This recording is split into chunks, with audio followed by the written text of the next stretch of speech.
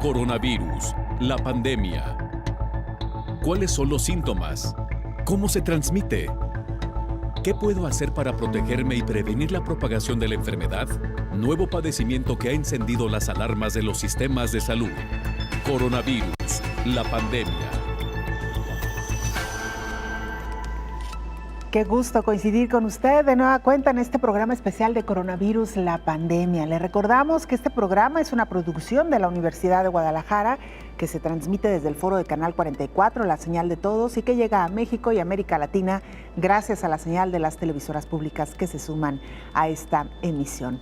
Hemos recibido muchas de sus preguntas, de sus comentarios, inquietudes a través de nuestras cuentas institucionales en Twitter y Facebook, también a través de WhatsApp. Y uno de los temas más recurrentes en los últimos días tiene que ver con la llamada variante Delta. Nos preguntan por qué este tipo de variantes se han seguido presentando en el mundo, qué tan peligrosa es esta variante y qué tanto daño puede causar también en el organismo respecto de la variante original que surgió en Wuhan. Bueno, pues hoy trataremos de dar respuesta a todos sus comentarios, a sus inquietudes que han surgido en torno a este tema. Por lo pronto, habrá que decir que la propagación acelerada de la variante Delta por el mundo alerta ya a los científicos. El aumento de personas confirmadas por esta mutación del virus del SARS-CoV-2 cada vez es mayor.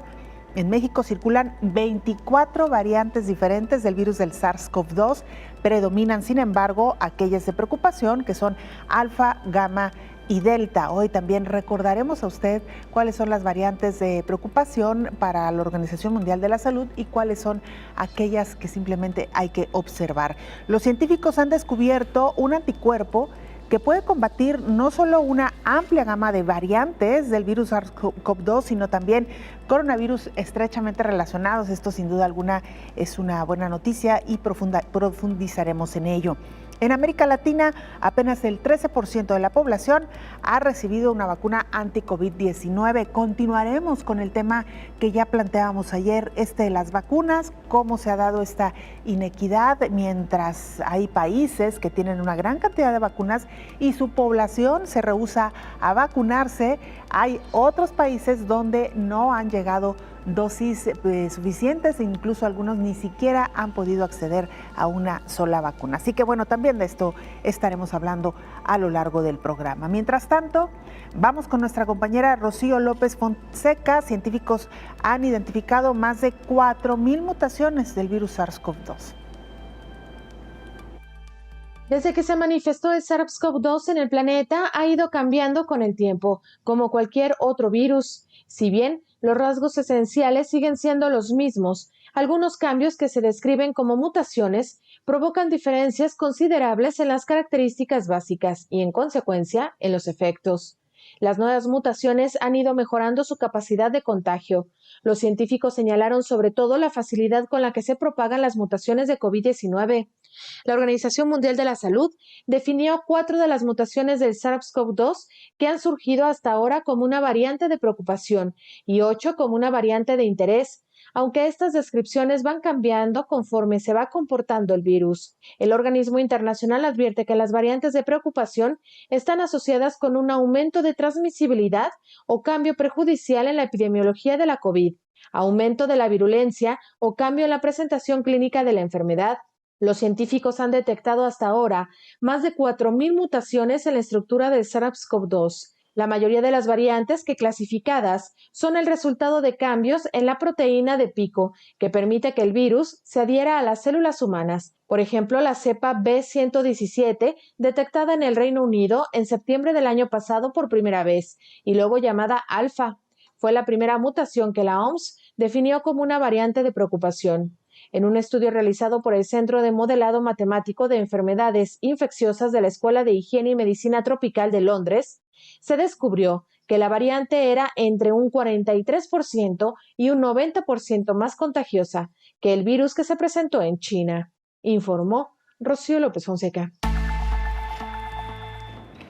Lo hemos comentado en otras ocasiones, para frenar el avance del virus y sobre todo evitar estas mutaciones, es necesario que la población esté inmunizada, que se proteja para cortar las cadenas de transmisión. Sin embargo, la vacunación en América Latina avanza lentamente. Apenas el 13% de la población en este continente está vacunada.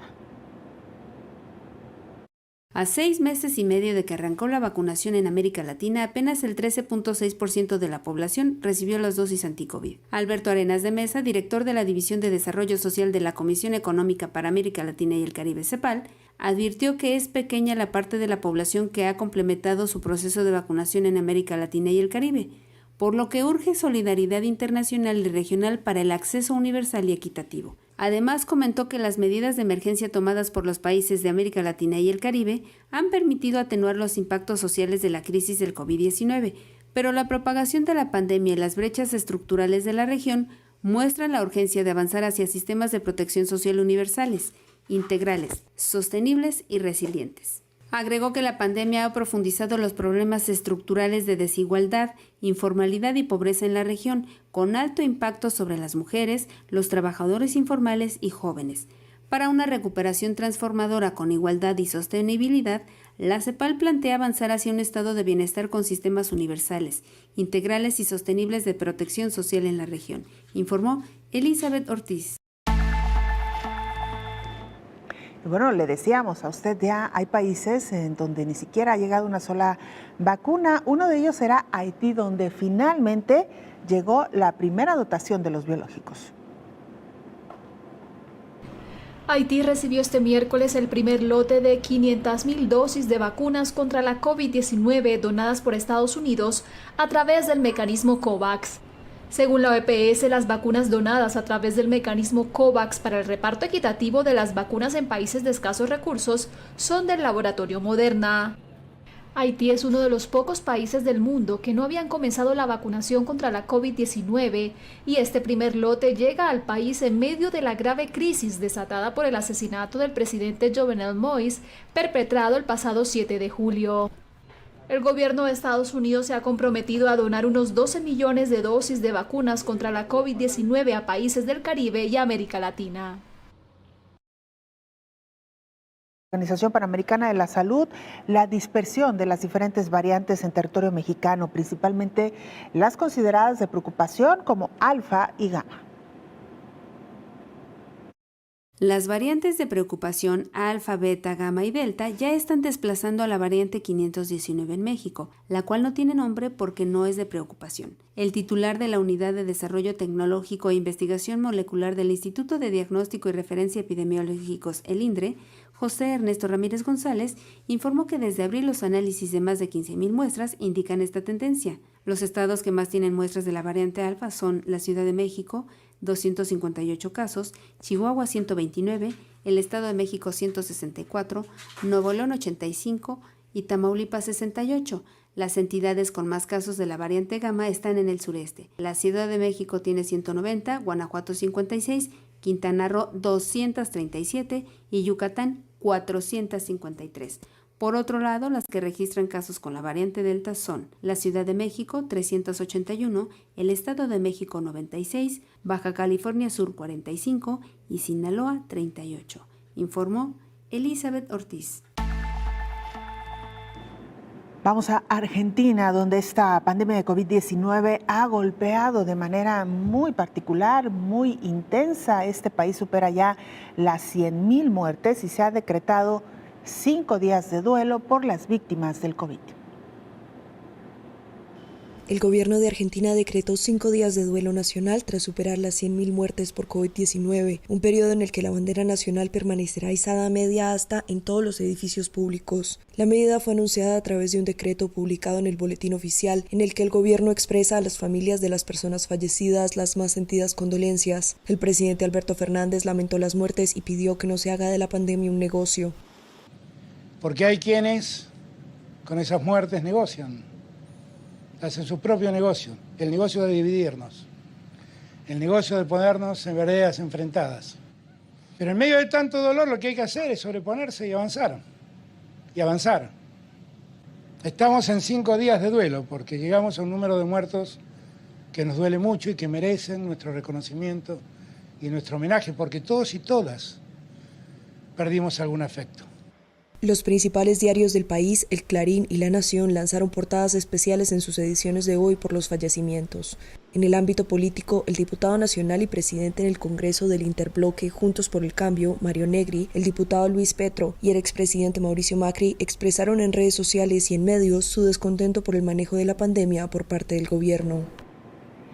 Pues vaya esta situación por la que atraviesa Argentina. Le decíamos a usted, desde hace algunos meses han registrado un incremento sustancial en el número de casos. El país realmente se colapsó en medio de esta pandemia de COVID-19. Hace ya algunos días que ha comenzado el descenso en el número de contagios. Sin embargo, pues esto logró impactar en un país que tiene menos de 100 millones de habitantes. Han superado ya la barrera de las 100,000 muertes en medio, lo decíamos, pues del colapso en los hospitales, la carencia de algunos insumos y la preocupación, una amplia preocupación ante la llegada de la vacuna Delta. Hay que decir que Argentina también ha sido uno de los países que más se ha involucrado en el tema de la vacunación. Sin embargo, parece ser que esta no ha sido del todo efectiva. Hay que recordar que es ahí donde se produce la sustancia de la vacuna AstraZeneca, una cantidad, por supuesto, de lo que este laboratorio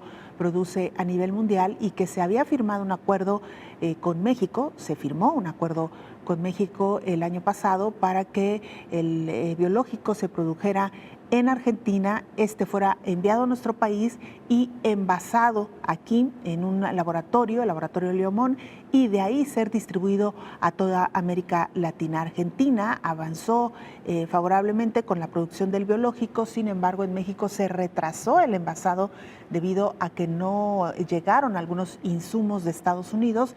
Esto evidentemente retrasó también la salida de estos biológicos y su distribución para América Latina. Afortunadamente esto quedó resuelto hace aproximadamente un par de meses. México ha podido entregar parte de esta producción de AstraZeneca a algunos países de América Latina, y lo decíamos, Argentina involucrado por supuesto en este tema, que lamentablemente está enfrentando esta situación tan complicada. Vamos a hacer una pausa, no sin antes recordarle las formas de hacer contacto, @Canal 44 TV, nuestra cuenta en Twitter y Facebook. Nos puede mandar mensajes también a través de WhatsApp al 33 22 42 06 90. La pausa, volvemos con más.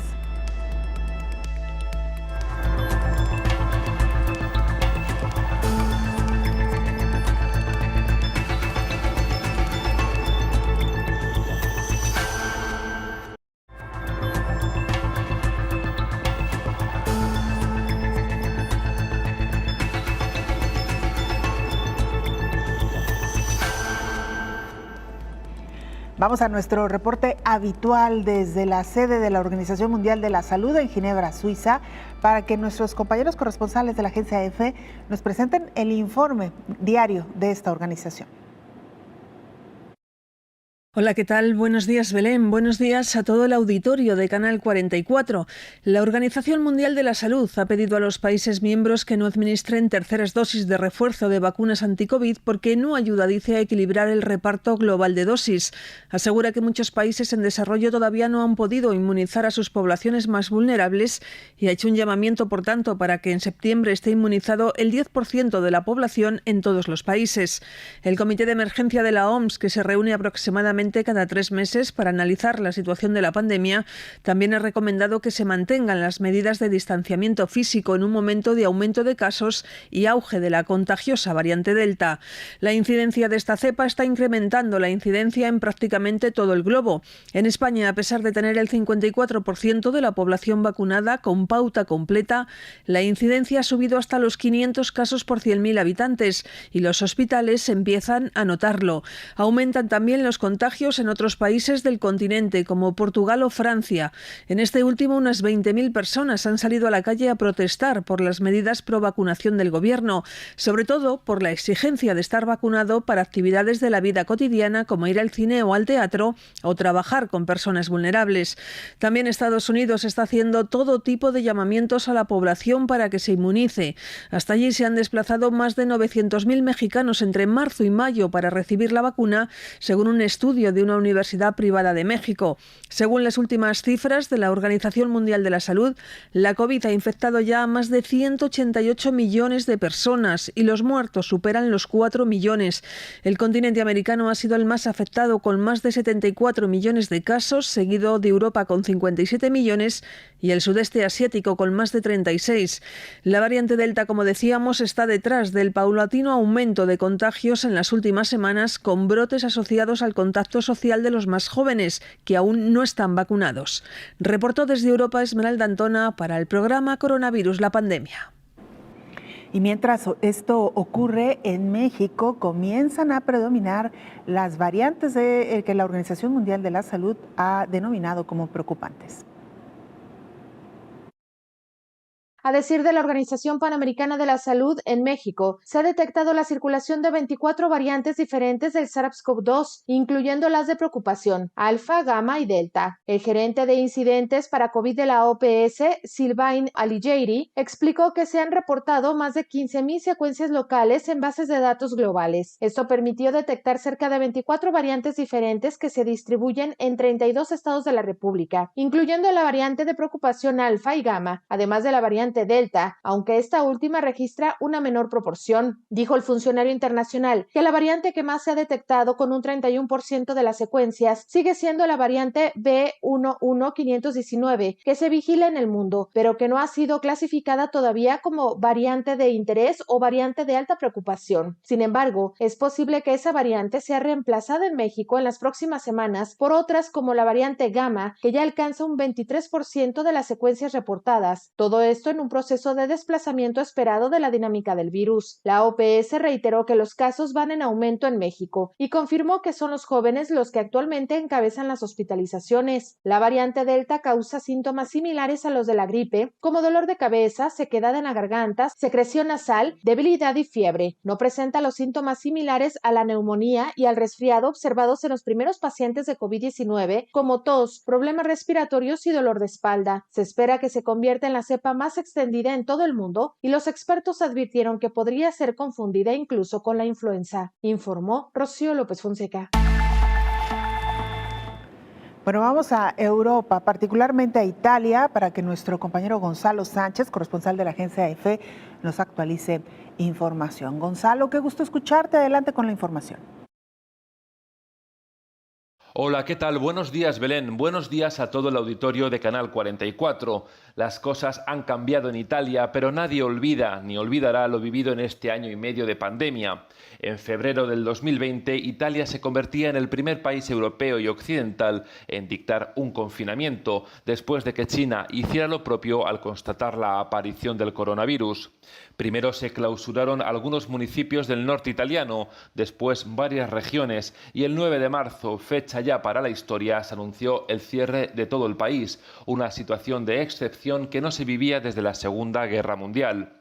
Empezaba entonces la pesadilla, los contagios aumentaban sin cesar, también los muertos, y los hospitales se acercaban al colapso.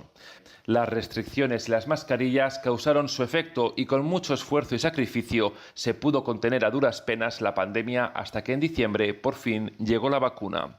El balance, en cualquier caso, da fe de la dimensión de lo vivido en Italia. Es el 10º país con más muertos de todo el mundo, con más de 127.000 fallecidos, y los contagios ascienden a 4.200.000.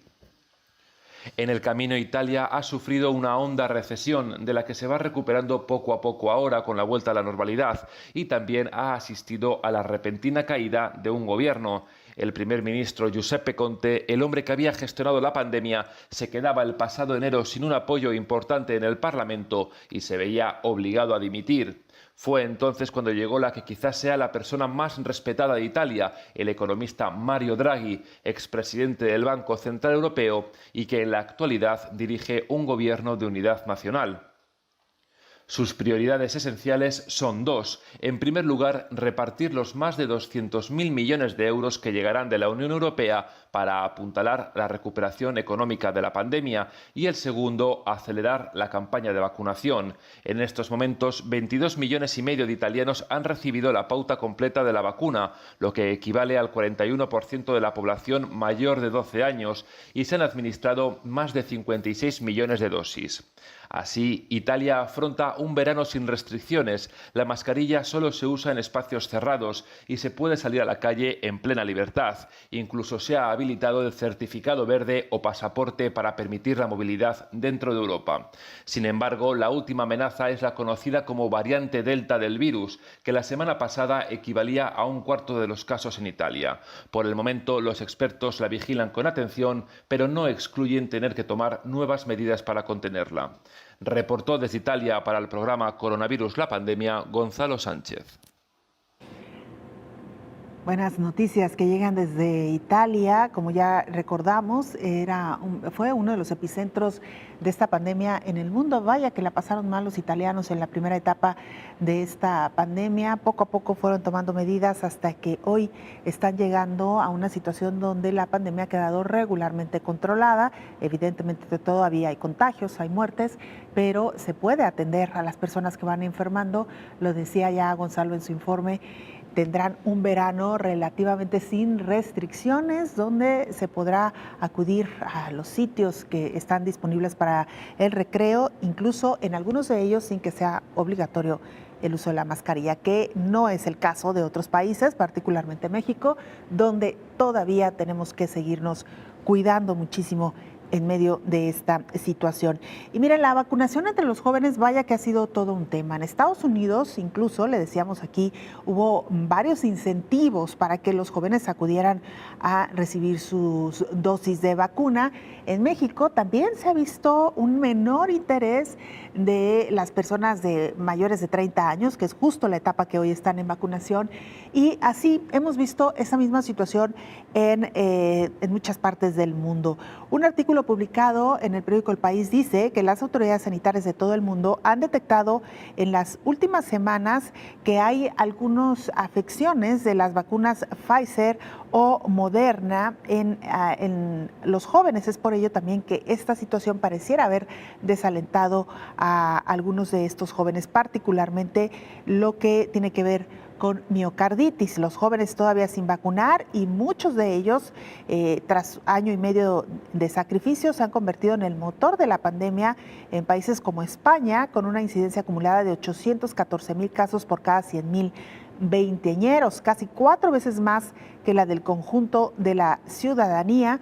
Varias comunidades autónomas como Cataluña y la Comunidad de Madrid han decidido empezar a vacunar ya a los menores de 30 años, lo que ha abierto las especulaciones sobre si los riesgos de la inyección, ínfimos, son pese a todo mayores que sus beneficios, dado que los efectos de COVID todavía son menores en este grupo de edad. Los expertos de los Centros del Control y la Prevención de Enfermedades de Estados Unidos han echado cuenta y su veredicto es claro: los beneficios superan claramente los riesgos, también en el caso de los adolescentes y los veinteañeros. Así que bueno, pues ahí está lo que se ha dicho en torno a este temor que todavía tienen algunos jóvenes de vacunarse. Y le decía que en los diferentes países imperan los incentivos. En Eslovaquia, por ejemplo, lanzan una lotería para incentivar la vacuna entre los jóvenes. La posibilidad de ganar 2 millones de euros después de vacunarse contra la COVID-19 es la nueva apuesta del gobierno eslovaco para impulsar la vacunación en el país. Con tan solo un 29% de la población con la pauta completa, Eslovaquia es uno de los países de la Unión Europea con la menor tasa de vacunados. Por ese motivo, el gobierno pone en marcha una lotería con premios semanales de hasta 2 millones de euros. Personalmente, la lotería no me motiva a vacunarme porque nunca he ganado una lotería, pero son libres de poner en marcha la propuesta. Cada eslovaco que convenza a otro recibirá hasta 100 euros. Teniendo en cuenta de que estamos en Eslovaquia y que la tasa de vacunación es más baja que la media europea, creo que es una buena idea. Creo que es difícil dar un incentivo a los eslovacos, especialmente en las regiones más pobres. Me refiero a que en Bratislava la tasa de vacunación es bastante buena, pero en el este es necesario impulsar la vacunación sea como sea.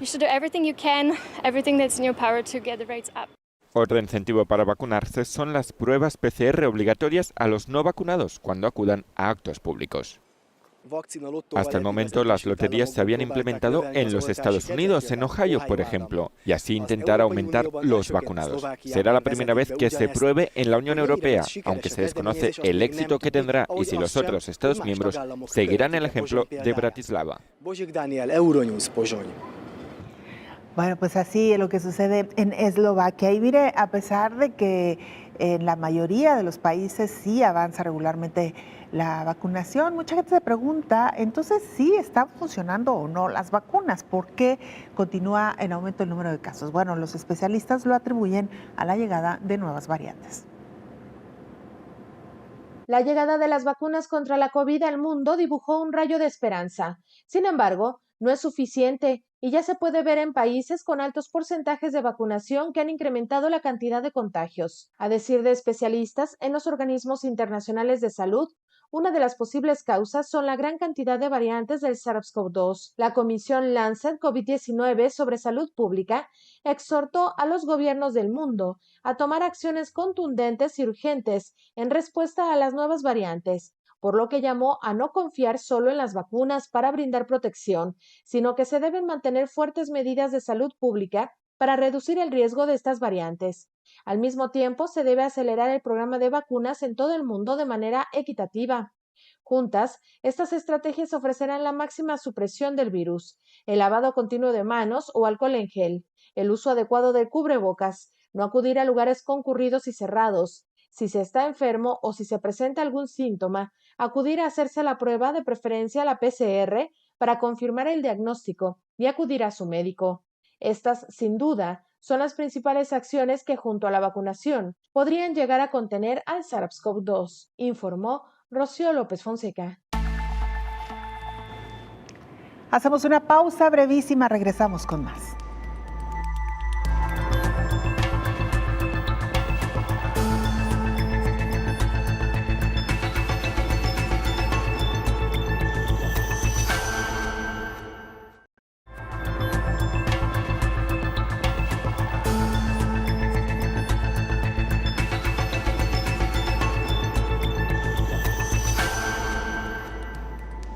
Y descubren un super anticuerpo contra COVID-19. La revista Nature destacó la investigación de un grupo de científicos que descubrió un anticuerpo que puede combatir no solo una amplia gama de variantes del virus SARS-CoV-2, sino también coronavirus estrechamente relacionados. Este descubrimiento podría ayudar en la búsqueda de desarrollar vacunas y tratamientos de amplio alcance, señala el artículo publicado en Nature. Los investigadores compilaron una lista de miles de mutaciones en los dominios de unión de múltiples variantes del SARS-CoV-2.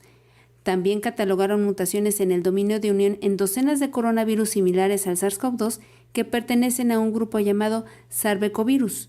Un anticuerpo, el S2H97, se destacó por tener la capacidad de adherirse a los dominios de unión de todos los sarbecovirus que probaron los investigadores. El anticuerpo pudo evitar que una gran variedad de variantes del SARS-CoV-2 y otros sarbecovirus se propaguen entre las células que crecen en el laboratorio. También era lo suficientemente potente como para proteger a los hámsters contra la infección por SARS-CoV-2. Este es el anticuerpo más genial que describimos, explicó Tyler Starr, bioquímico del Centro de Investigación, informó Elizabeth Ortiz. Vamos a la línea telefónica para saludar, como todos los días, al infectólogo Héctor Raúl Pérez Gómez. Doctor, ¿cómo está? Bienvenido. Qué gusto saludarte, querida Belén. Muy buenos días a nuestra amable audiencia. Gracias, doctor, por acompañarnos en esta ocasión vía telefónica. Hoy lo tenemos que extrañar un poquito aquí en el foro, pero bueno, una situación especial ha surgido, entonces así lo entendemos y además le agradecemos que aún así tenga esta disposición para hablar y charlar con el auditorio. Doctor, hoy con un tema, le decía yo a la audiencia, que es quizá las cosas que más nos han preguntado en los últimos días. ¿Qué pasa con esta nueva variante Delta, doctor? Si debemos de preocuparnos más, si no, si es más agresiva, si puede causar más muertes, en fin, ¿qué se sabe hasta ahora de esta variante, doctor? Fíjate, Belén, que adicional al comentario que voy a hacer con motivo de tu pregunta, lo voy a ligar con la cápsula informativa que nos acaba de presentar Elizabeth Ortiz, que es muy interesante a propósito de esta publicación de Nature que tuve oportunidad de revisar y me llamó gratamente la atención el descubrimiento. Ligo el comentario, pero primero lo que me estás preguntando. El SARS-CoV-2 en su variante Delta es una variante que genera mayor transmisión. Mientras que el virus original surgido en Wuhan en el 2019 generaba infección a 2.5 personas a partir de un caso índice, a partir de una persona infectada. Esta nueva variante puede generar infección hasta en 7.5, lo cual significa un triple de riesgo de infección comparativamente con la original. Afortunadamente, no hemos visto mayor gravedad de la enfermedad con la variante Delta, no hemos visto mayor letalidad de la enfermedad, y lo que está por definirse es que las vacunas estén generando protección suficiente también contra esta y otras variantes que han ido surgiendo a lo largo de los meses. Pero aquí ligo el comentario con el hallazgo de Nacho en relación a este conocido como superanticuerpo.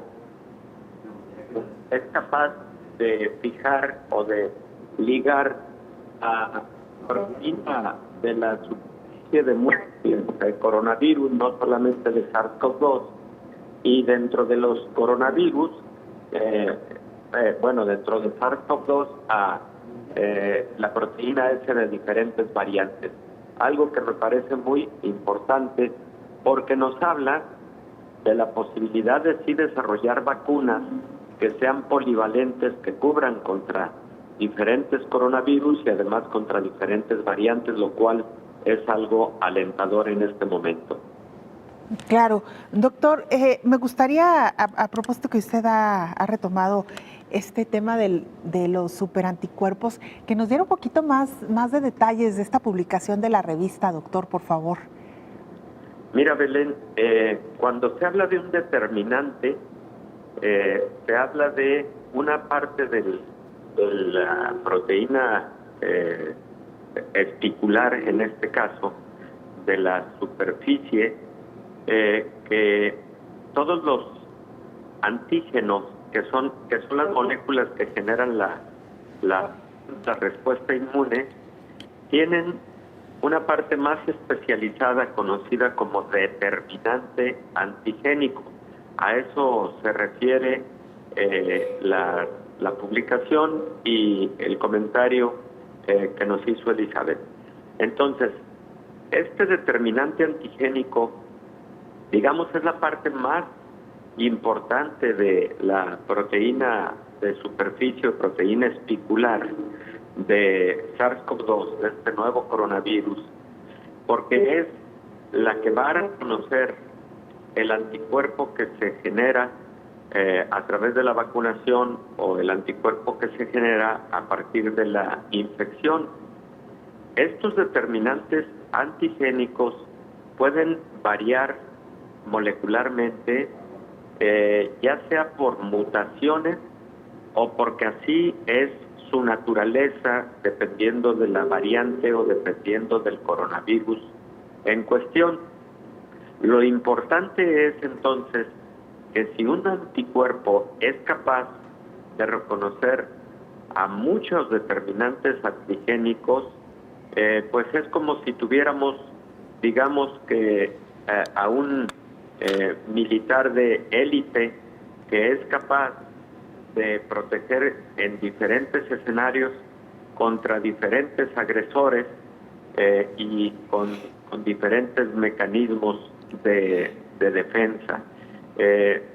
Son entonces estos, digamos, anticuerpos complejos, pero con esa capacidad de detectar diferentes determinantes antigénicas de diferentes virus, de diferentes variantes, lo cual nos permite entonces que en el futuro vacunas de esta naturaleza tengan capacidad de producir anticuerpos con estas múltiples oportunidades de reconocer a distintos virus.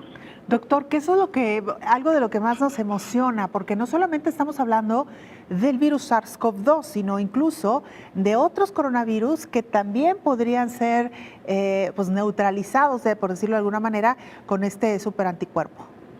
Esa es la buena noticia, porque recordemos que este coronavirus que causa el COVID-19 y que pues tiene de alguna manera de rodillas al mundo ante esta pandemia tan grave que hemos venido sufriendo, es el 7º coronavirus. Había previamente 4 coronavirus reconocidos desde décadas atrás, y en el año 2003 conocimos un nuevo coronavirus que causa enfermedad muy grave, que fue el SARS precisamente, y luego vino un 6º coronavirus, el MERS, aparecido en 2012-2013, y ahora el SARS-CoV-2.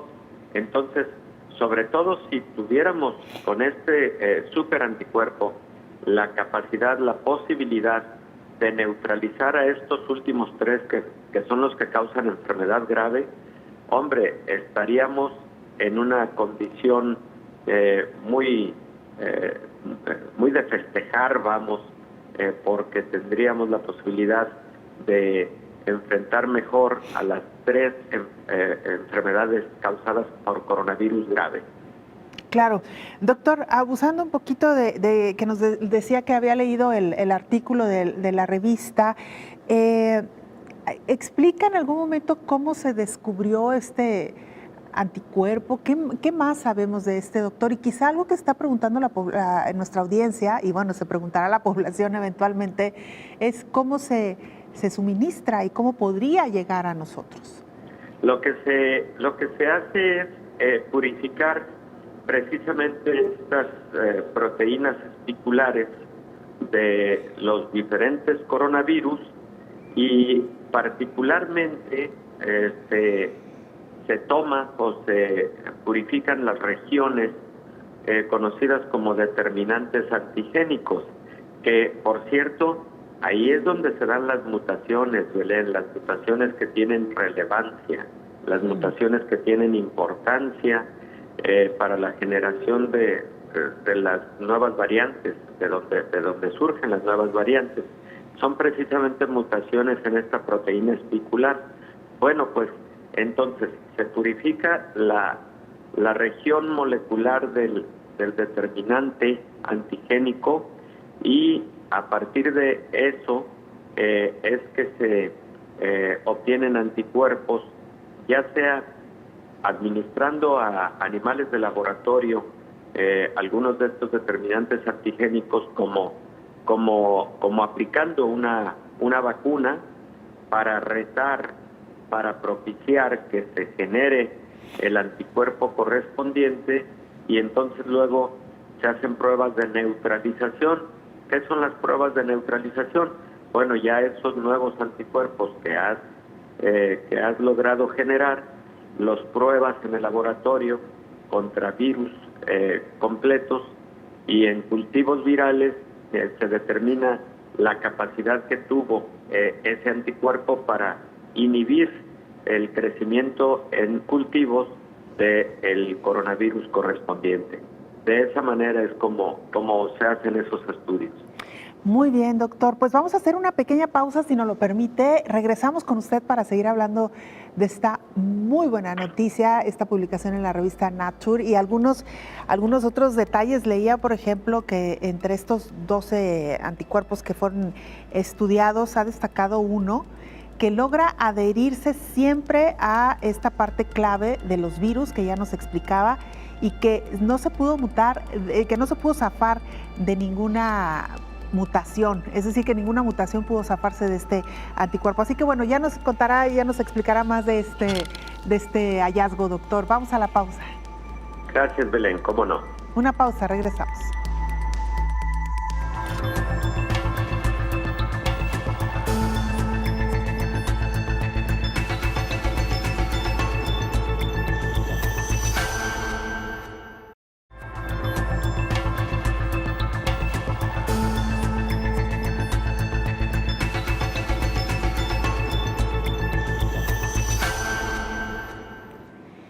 Estamos de regreso en este programa especial, hoy hablando sobre la variante Delta, que por cierto ha recorrido ya varios países del mundo y por lo pronto es la que hoy más se ha extendido en el planeta.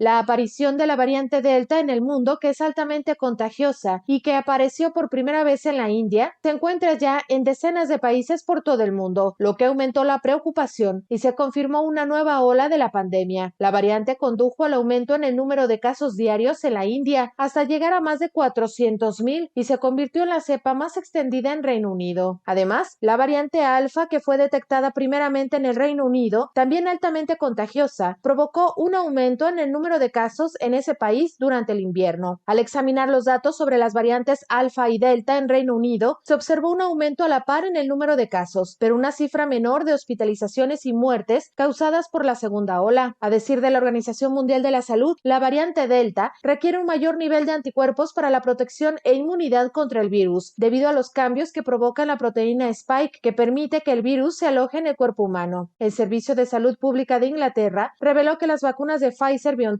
y AstraZeneca-Oxford fueron 88% y 33% efectivas, respectivamente, después de la primera dosis contra la cepa Delta, mientras que la vacuna de Pfizer fue 88% y la de AstraZeneca-Oxford fue 60% efectiva después de la segunda dosis, informó Rocío López Fonseca. Regresamos a la línea telefónica con el doctor Héctor Raúl Pérez Gómez, infectólogo, comentando esta mañana no solamente el tema de esta variante Delta, sino algo que está relacionado, el descubrimiento de estos super anticuerpos.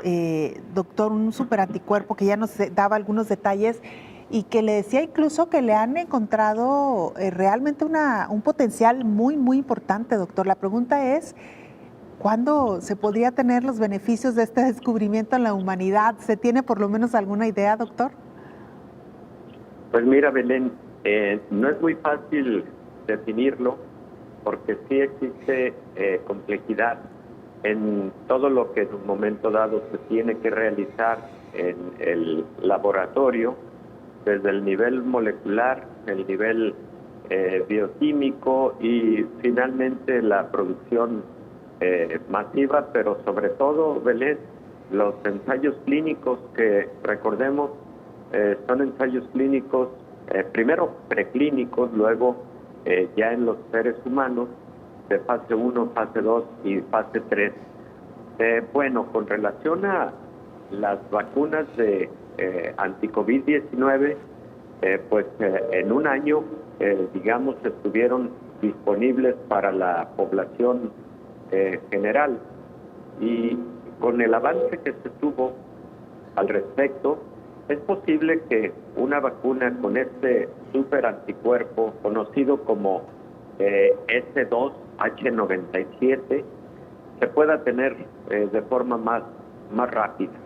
Entonces, si llevó un año el desarrollo de vacunas contra COVID-19, posiblemente la incorporación de la molécula en el determinante antigénico pueda ser más rápido y podamos tener en 6 meses, quizás ya en ensayos clínicos de fase 2 o de fase 3, esta modalidad de vacuna que genere superanticuerpos de esta naturaleza. Estoy pues hablando de forma alentadora, pero Belén, solamente es una estimación, no puedo profundizar más, es solo una estimación, aprovechando por cierto las plataformas que ya existen y de las que hemos hablado en múltiples momentos, pero ojalá y sea pronto, Belén, porque de verdad esto da luz a la posibilidad de tener una vacuna polivalente, así se conocen, que le va a dar cobertura, que le podría dar cobertura a múltiples coronavirus y además a múltiples variantes de este SARS-CoV-2. Claro, que justo eso le quería comentar, doctor. Al final de cuentas, no sería la primer vacuna que estuviera combatiendo a diferentes virus en una sola dosis. No estamos hablando incluso de variantes, como ya ocurre con el caso de la influenza, sino que aquí estamos hablando, y lo decíamos al principio, de otros coronavirus que provocan otras enfermedades y que esto ya existe con otras vacunas, doctor. No sé si nos pudiera comentar algo al respecto. Sí, por supuesto, Belén. Existen vacunas que combinan antígenos para múltiples patologías, incluso no solamente virus de la misma familia, virus muy diversos. Por ejemplo, dentro de los esquemas de vacunación hay vacunas combinadas con rubiola, papera, etcétera. Creo que estamos perdiendo la comunicación con el doctor Héctor Raúl. Estamos perdiendo la comunicación con el doctor. Vamos a ver si podemos restablecerla, porque sin duda alguna es importante pues comprender lo más que se pueda en torno a este hallazgo, un superanticuerpo que podría combatir no solamente al virus SARS-CoV-2 y todas sus variantes, sino también a otro tipo de coronavirus. Es interesante saber cómo se dio este hallazgo.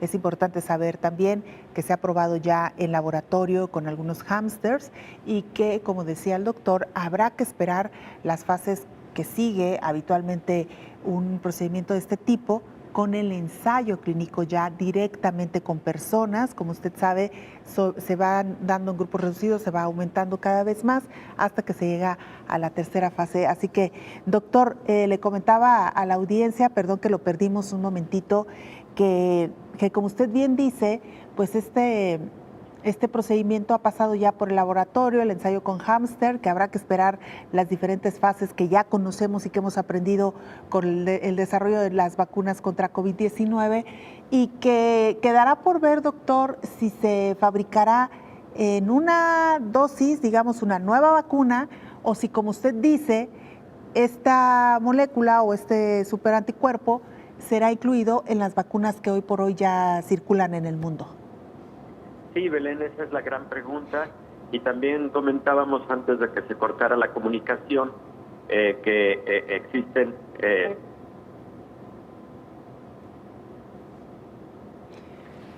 Sí, estamos perdiendo. Bueno. Sí, ahí estamos de nueva cuenta, doctor. Lo perdimos unos segunditos. Perfecto. Sí, tenemos el antecedente de múltiples vacunas que tienen antígenos para diferentes patologías, para diferentes patógenos, como sarampión, rubiola, papera, por ejemplo, pero también hay vacunas que para un mismo patógeno, nada más patógenos que tienen, digamos, diferente genotipo, como por ejemplo neumococo, tenemos vacunas polivalentes. Neumococo es una bacteria que causa enfermedades respiratorias graves. Hay diferentes subtipos de neumococo y por lo tanto se han desarrollado vacunas polivalentes para cubrir el riesgo contra todos estos neumococos que causan enfermedad grave. Entonces sería algo similar, ya se tiene mucha experiencia al respecto, y en el caso específico de SARS-CoV-2, pues ya se tiene mucha experiencia con las nuevas plataformas, de tal manera que considero que la industria farmacéutica podría incorporar este hallazgo de este determinante antigénico que permite el desarrollo de un superanticuerpo que nos pueda dar una mejor cobertura contra todas las variantes que estamos enfrentando en este momento. Oiga, doctor, y estaba leyendo otro artículo que me llamó mucho la atención y se lo quiero compartir a usted y a nuestra audiencia, publicado por la BBC, del escritor estadounidense John Hollis, de apenas 54 años de edad. Descubrieron que él de manera natural tiene súper anticuerpos y lo hemos comentado, no en el programa, doctor, pero sí fuera de él, aquellas personas, casos que hemos conocido, incluso cercanos, de gente que ha estado muy en contacto con gente muy enferma de COVID-19 y no han desarrollado la enfermedad o no han salido positivos al virus SARS-CoV-2. Dicen los investigadores, tomando el caso de este escritor, que hay personas que tienen estos superanticuerpos que son capaces de destruir al virus que ingresa al cuerpo en sus diferentes frentes, aún antes de que hagan contacto con la célula, no solamente en la proteína espicular, que usted ya en diversas ocasiones nos ha explicado. Y bueno, resulta que este hombre no es que no se haya infectado, porque ha estado en contacto con el virus. El tema es que sus anticuerpos, que son superanticuerpos, no dejan llegar al virus ni siquiera a conectarse con una sola de las células, doctor. Sí, son anticuerpos altamente neutralizantes, de muy alta afinidad, así se conocen, y coloquialmente se les ha llamado superanticuerpos, y además algunas personas tienen cantidades muy altas de estos anticuerpos de alta afinidad, altamente neutralizantes, que les permite esa bondad, vamos, de evitar cualquier contacto del coronavirus, de la proteína espicular, con la célula infectada o con la célula que conocemos como célula blanco, que tiene el receptor. Estos anticuerpos evitan eso, que lleguen a tener contacto y por lo tanto no se establezca la infección. Y eso es lo ideal en todos los casos, que cualquier inóculo sea perfectamente neutralizado antes de que uno de los virus llegue e infecte a la célula blanco en el árbol respiratorio, Belén. Doctor, nos vamos. La recomendación y conclusión ante esta variante Delta, que es mucho más contagiosa, seguir reforzando las medidas de cuidado, atender las medidas sanitarias y seguirnos cuidando, doctor. Efectivamente, Belén, son las mismas que hemos dicho a lo largo de este año y medio. No hay necesidad, por ejemplo, de usar doble cubrebocas. Hay necesidad de usar un cubrebocas adecuado y utilizarlo adecuadamente en todo momento. Sana distancia, lavado frecuente de las manos, no lugares concurridos, por favor, a los jóvenes se los pedimos encarecidamente. Estamos ante una circunstancia muy delicada, una tercera ola que puede ser muy grande y los momentos vacacionales no ayudan del todo porque invitan mucho a la vida social.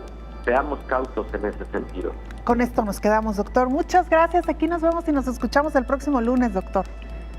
Personalmente, querida Claro que Belén, sí. Un abrazo. Otro abrazo de regreso. Gracias. El infectólogo Héctor Raúl Pérez Gómez, con él nos despedimos. Espero en la siguiente emisión.